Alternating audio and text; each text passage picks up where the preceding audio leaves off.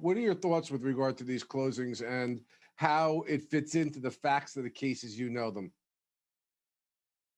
Well, I was a little disappointed in what I saw in the prosecutor's argument because, look, as a civil rights lawyer, I mean, one of the most challenging situations we have is when you have a client who comes into your office and says, I got drugs planted on me. In an individual circumstance, it's almost impossible to prove that an officer did so. But here we have the pattern of 12 individuals who convincingly say that Officer Wester did exactly that.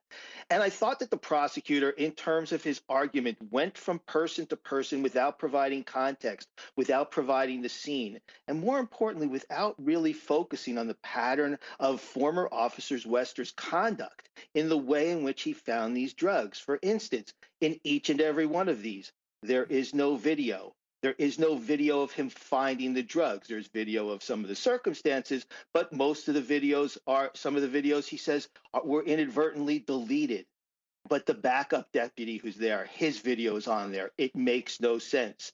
He always goes back to his car before the drugs are found in the car of this victim of his misconduct.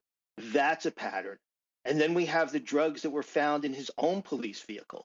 So when he started out his closing argument, he's focusing on all the victims and asking questions like, you gotta wonder, why would they consent to that search? And I thought that by focusing on the victim's conduct instead of on the defendant's conduct, he really was missing an opportunity. And the one situation, you have a video where you see concealed in his hand a baggie. And what does he say happened to that baggie?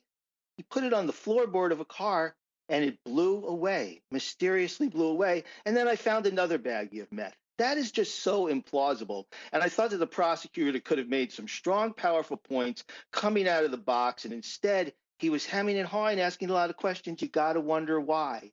You got to wonder this. Well, he's got to prove Yeah, his case beyond a reasonable doubt. If he's asking the jury to view yeah. this video over and over again, that's not proving your case beyond a reasonable doubt. So I was a little disappointed in a case where I was hoping an officer would be found liable, and what impact this could have on the jury when it comes time for deliberations.